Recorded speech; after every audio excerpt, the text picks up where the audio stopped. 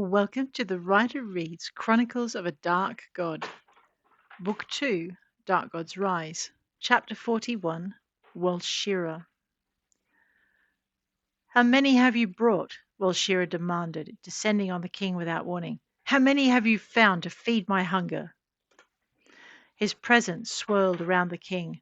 I need them, now. The soldiers have not yet returned, the king replied. The cells are empty. Then you will need to summon me when they return, Walshira raged, for I have confronted an expedition of scribes within the citadel and need sustenance. The king opened his mouth to protest, but cried out instead. Walshira had left him, and the separation hurt. To his relief, his god replied, but only to draw his pain away with greater relish than before. The king felt Walshira's presence abandon the temple and sank to his knees. The great hall echoed emptily around him, feeling just as it had before he'd first called the god 3 years ago. The king sighed, remembering the initial summoning. Back then, he'd killed the 3 most promising wizards' apprentices he could find. The wizards would never have forgiven him, had they known. The king sighed again, pushing to his feet. Now he was going to have to do it all over again. He was reluctant to use older wizards for his sacrifice. They didn't hold the untried power and promise of youth, and their souls didn't fight so bitterly at the unfairness of being taken well before their time. His master had been inordinately pleased at the youth of those first 3, saying he looked forward to the fight he'd face to draw their essence from them. Where, the king wondered, am I going to find more of the same? His thoughts turned to Reuven and his newly risen command, and he wondered what havoc they wrought in Wildergen. He thought about summoning the captain home to help in the collection of similar souls, turning the idea over several times before deciding he should. The only catch was that he was going to have to summon the captain using his own power. It had been a long time since he'd been called on to do that, and his skills were rusty. Taking a deep breath, the king went through the doors behind the altar. This was where he'd kept his spell supplies before finding Walshira. His memory of those days was covered by a thin haze he knew to be of his master's construction, and he studied it, tempted to draw it back and feel the thoughts of the man he'd once been. The thought frightened him, and he hastily pushed the idea away. It was one thing to remember who he'd been before Walshira's seduction. It was another entirely to return to that state and become an ordinary ruler once more. No, the old one's price was fair, overly so for the gifts he offered. The king opened the chest containing the mirror he'd enchanted during his apprenticeship. The mirror was wrapped in blue velvet and still intact after 3 years of neglect. The king drew it out and carried it to the temple proper, trying to remember the words he needed for the spell. They came so slowly he thought it wasn't going to work, and Reuven's face when it appeared surprised him. You called, Your Highness? The captain asked. Somewhere behind the man, the king heard someone begin to scream. Your Highness, Reuven pressed, what did you want? The scream rose, ululating as it reached higher, and the king swallowed. Your men, he managed. What are they doing? Reuven bared ivory fangs and shifted sideways, and the mirror adjusted its focus to match the king's interest. The captain's men were feeding, an undisciplined frenzy driven by hunger and a madman's pleasure. The screams intensified, then abruptly ceased. We've cleared the temple, Reuven said, and the mirror readjusted to show only his face. And we've been awaiting further orders. It was the first the king had known of it, but he didn't let the captain know. Instead, he nodded. Leave 20 men to guard the town. The peasants must not be allowed to leave, and your men must not feed too heavily from them. Population is important. He paused. I believe there's a patrol due in town soon. 2 days, Reuven confirmed. The townsfolk are looking forward to their arrival. They think the patrol will rescue them. I want you to turn that patrol into what you and your men have become, the king instructed. Reuven's bared teeth widened into a grin. Our pleasure, he replied. They're to continue their patrols, the king ordered. I want you and the rest of your squad to report back to Toromar. I take it you have converted at least some of your horses. Reuben's grin faded and he nodded. Anything else? He asked, as more screams rang out behind him. The king could hear sobs beyond the screaming, and could not help but think how much his master would have enjoyed the scene being played out behind the captain's back. Even he could sense the raw emotion hanging in the air. I need a wizard's apprentice, he said. The more the merrier, and as young as you can take them. The more talented, the better. Acolytes from the temple would have been better, but I doubt you have any left. We could find some on the way, Reuben said. Don't let the task delay you more than necessary, the king warned. If you can be here earlier than nightfall, you will be rewarded, as long as you bring what the god requires. It shall be as you command, my king, Reuben sneered, and turned away. The king allowed the mirror to haze, watching it clear until all he could see was his own image staring back. The sound of boots in the passage, accompanied by the scrape of bodies being dragged, made him tuck the mirror into his belt. The wizards were arriving. He heard a voice rise in panicked protest and be quickly stifled. Someone else groaned, and a meaty thump followed. Silence followed after that. The king called the twisted earthweirds that were his to command. Keep them silent, he ordered when the creatures were swaying before him, and keep them still. They are to cast no magic within these walls. The elementals lowered their jaws in spittle-laden grins and sank into the floor to do his bidding. Reuben arrived 2 hours before sunset. He arrived with the wizard's apprentice slung across his saddle pommel, and his men followed, also holding struggling captives as they rode. The captain did not bother to hide his entry, but came through Torrimar's gates surrounded by the stench of carrion. His king had bid him hurry, and sunset was drawing near. The captain spurred his horse, its hoofbeats clattering in Torrimar's cobbled streets.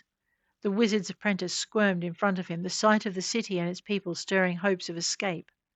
Reuben dug his fingers into the youngling's side, and the apprentice stilled. One of the other captives was quicker, however, and a shout of alarm rose from behind him.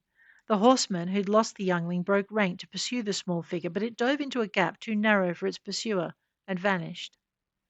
Only one other reached the ground, but he was scooped up, legs windmilling in desperation back to his place in front of his captor.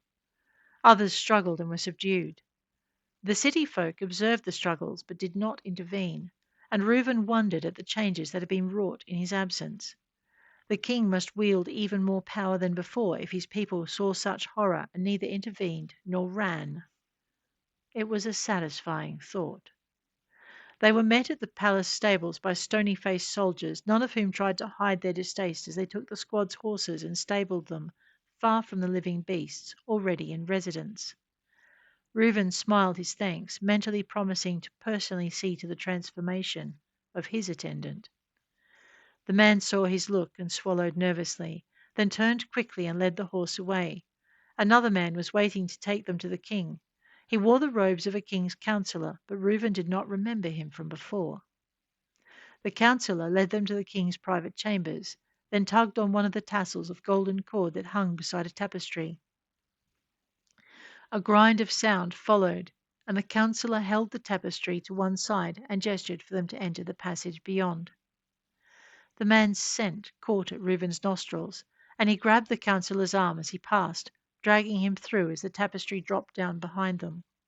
He dragged his reluctant companion through the hallway beyond the concealed door, not letting him go even when they reached the shallow expanse of the king's private bathing area.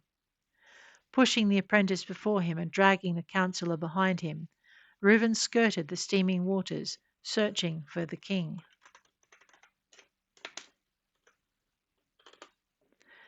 His Majesty was going to be most pleased. There was magic in the counsellor, and Reuben knew how much the Old One coveted those souls who held magic. They passed the open doors of straw-floored cells. The apprentice looked into one and whimpered at what he saw. Reuben followed his gaze out of curiosity and smiled. There were several prisoners in each cell, both men and women, and all properly terrified. All wore the garb of wizards or mages, and all were firmly gagged and held by warped elementals of earth and stone. Still smiling, Reuben led his men along the corridor to the bronze-covered doors at the end. This was where the Old One's temple stood, hidden deep beneath the centre of the palace. It had waited, long forgotten and undisturbed, until its discovery by workers hired to expand the king's treasury. And then the king had made good use of what he'd found. The men who'd found it were long gone. Some careful instinct had seen them inform the king of their find, then flee the country as soon as they were done. A most appropriate place, Reuben thought, as the doors opened before him. The king was waiting for them, and he had not been idle. The floor of the temple shone, reflecting the flames in the burnished brass and copper of well-lit lamps hanging from equally polished walls. The trenches at the bottom of the pillars and the deeper one running the circumference of the altar's base were clean and free of old stains. It was as if the temple had never been used. The king himself stood opposite the temple doors, inspecting the great circles that had been drawn on the temple floor. The circles interlocked with each other, showing a place for 5 of the 20 captives they had brought. The king waited until Reuben stood before him. "Welcome, Captain," he said. "You've come, and before sunset, as I asked." He turned to survey the captives Reuben had brought, a small smile coming to play on his lips as he studied them. "You've done well," he said. "My lord will be pleased." He moved along the line, then indicated the twins Reuben had found apprenticed to a mage on the outskirts of a small town. "I'll take these 2." His hand moved to indicate others, and him, her, and him. Reuben didn't blame the captives for flinching as they were chosen, nor was he worried by the fact they had to be carried forward. "They should do nicely. If you'll place them where I show you, the rest can be placed in the cells nearest the temple's doors." "What about this one?" Reuben demanded, jerking the counsellor forward where the king could see him.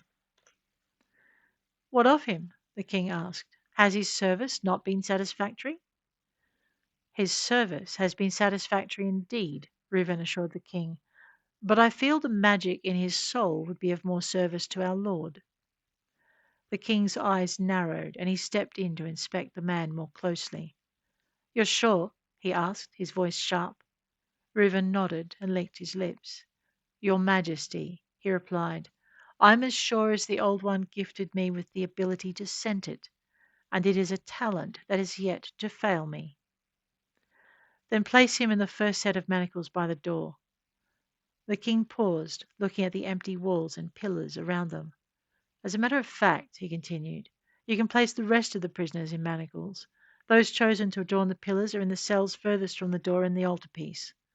He paused again and smiled.